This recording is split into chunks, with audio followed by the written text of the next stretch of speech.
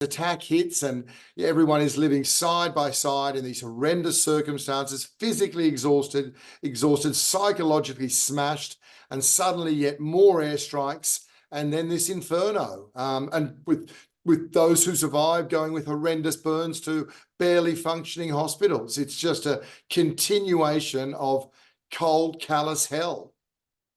The first thing is, Carole, that there's just been such a relentlessness of strikes over the last few days. Dark irony, of course, we are a few days since the International Court of Justice ordered a cessation of more attacks on Rafah, and it's now been 50 or 60 airstrikes since that moment. So that's what colleagues here, I know where they stay. I've stayed in that place in Rafah. You lie in bed, you suddenly come to realize, okay, that bomb was 500 yards away. That was 700 yards away, more or less. You lie there feeling like you're lying in a coffin. And then last night, of course, Gaza's hell on earth became deathly real again. I don't know the exact precise precision of what occurred, but this speaks to this relentlessness, this ferocity of attacks that we were promised would never happen in the south. Just as a few weeks ago we were promised this would be a limited offensive, now we've seen 800,000 people flee Rafah. And these people who had not fled Rafah were still in an area that was designated quote unquote safe. Nowhere is safe in Rafah, but they were in an area that was, meant to be free from bombardment. Many of these people, Carole, they cannot leave. They have children with amputations. I've been in tents with families who have children with double amputations. They have children in wheelchairs. They have children who are malnourished. And then this attack hits and everyone is living side by side in these horrendous circumstances, physically exhausted, psychologically smashed, and suddenly yet more airstrikes, and then this inferno. And with those who survive going with horrendous burns to barely functioning hospitals. It's just a continuation of cold, callous hell. It really does sound like a terrible and a terrifying situation.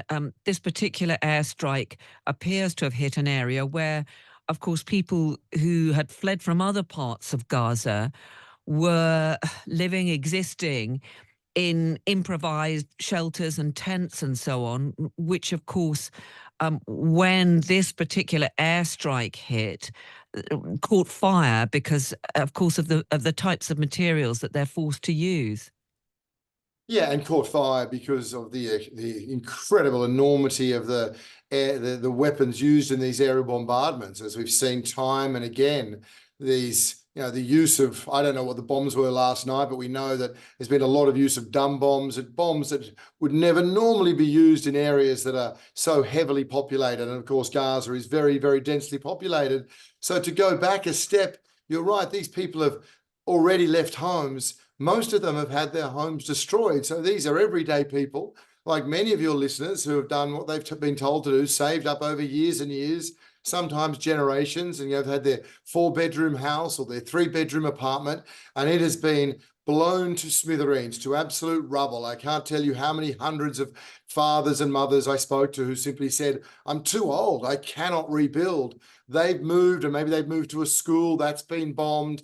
Now they've ended up in a tent in Rafah where, teenage girls or pregnant mums or elderly grandfathers will queue all day, Carole, simply to go to a toilet. And at night time, they lie there trying to put their children to sleep. As a mum said, there is no lullaby you can sing to a child to drown out the bombs. Trying to do that night after night, lack of sanitation, lack of food, sweltering heat, and then they get a direct strike in an area which was supposed to be protected. The incredulous thing is, Carole, that as long as this continues, we will see more of this. We will see worse of this. We should be appalled. We should be broken, and we certainly should be outraged. But we should not be surprised by what happened last night. It's very much in keeping with the horrors that civilians have been enduring for 7 or 8 months now. Of course, part of the problem with this is that so few people are allowed into those areas, so you don't really have independent journalists in the area. But you still have your teams who are in there, in Gaza, in that area. I mean, how difficult is it for them just to try to do what humanitarian work they can? Oh, it's been very, very difficult from the start. If we go back 2 months ago, 6-7 weeks ago when those colleagues from World Central Kitchen were killed. Brutal targeting to a week later, and my own colleague, when I'd come out of Gaza, my own colleague whose vehicle was shot at. So deconfliction zones are no such thing. It takes us days and days to get approval, and most of those approvals are then reneged, and our access to deliver aid is greatly restricted. We've seen denials. We sit at checkpoints. I've sat at checkpoints for 4 or 5 hours. The Israeli government knows full well that once we get to nighttime, we can no longer work. So we get approvals only at a certain time of day, knowing that it won't be long enough to get to the north where famine is imminent. So in a normal day, whatever that is in Gaza, delivering aid is incredibly difficult. It's one of the most unsafe operating theatres that we've ever had to work in. The last couple of days or the last couple of weeks, Carole, almost impossible. We're meant to get 300, 400, 500 trucks in a day to keep people alive. Since the attack on Rafah, since Rafah gates being closed, the lifeline for aid into Gaza, in those 3 weeks, maybe there's been 2 days where more than 100 trucks have come in. A fraction of aid is coming in now. So now we have again all the horrors of a month ago, the bombardments, the imminent famine, the lack of water, the lack of sanitation, and parents, staring in the face of disease on the ground and bombs from the sky. Of course, what Israel is saying, the Israeli Defense Forces are saying that they went into Rafah in order to get some senior Hamas leaders, that 2 senior Hamas commanders were killed in this operation. Yeah, I mean, look, I obviously can't speak to the military operation or who promised what. I certainly do think sincerity is subject to proof, and we've seen enough examples where statements have been made. I was in Gaza in November when it was promised that the South would not possibly endure the ferocity of attacks of the North. We've since returned and seen the South has probably suffered worse now than the North. Khan Yunis as a city basically no longer stands. So no matter what military objectives there were last night, there are laws of proportionality. There's laws around indiscriminate attacks. There are, from the highest officers, allegations of breaches of these laws consistently.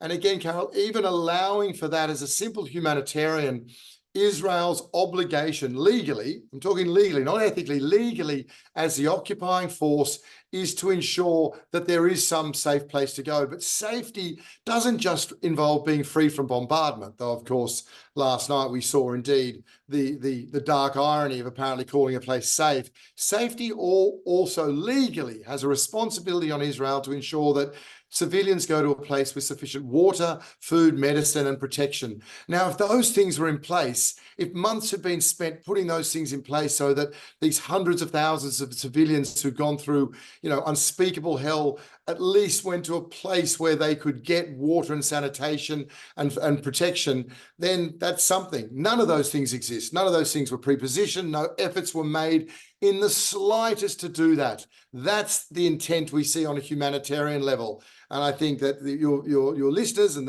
those with eyes on the ground see that militarily an intent which can be just as wanting and lacking as that is on a humanitarian side.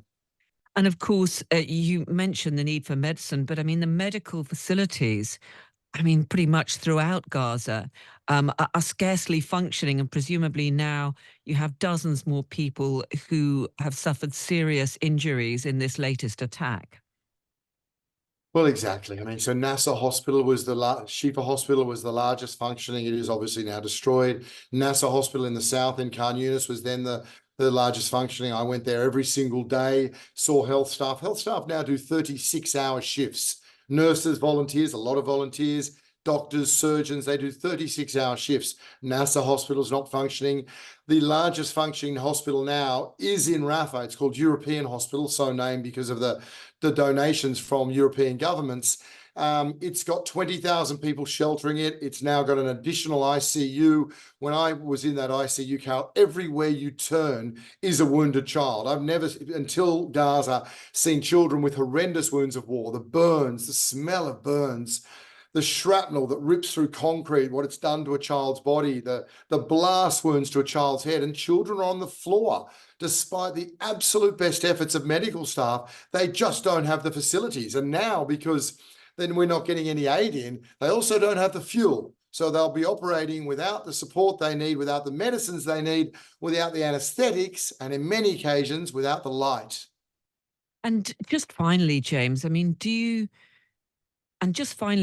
from a humanitarian point of view, would you call on international powers to do more to try to ensure that just at least the very basics do get through to the people in Gaza? Yeah, I think, Carole, that the two clearest things that have been said from the international community for a long time is a ceasefire. Yeah, we need a ceasefire, both sides, to acknowledge and accept, and a sustained ceasefire that also gets hostages home. Let's not forget the families, whatever horrendous torment they must be facing in Israel, and those people who are somewhere trapped in that hellscape of Gaza, get them home. But then, of course, to flood the Gaza Strip with aid to prevent a famine. Those things have been asked consistently. I think we are now, though, at a time where, silence is complicity. We have to understand there are still a few powers with the ability to prevent this. But if not, then we will be having this conversation in a month's time. And instead of the reports of 14,000 children killed and innumerable mothers alongside that, we'll be at 20,000 or some other number that becomes meaningless. So yes, every single voice or power who has influence can and must do much more, because today we are at a position where Gaza is worse than it's ever been. And that will be the same narrative, unfortunately, tomorrow, until those with power do what their responsibility should necessitate.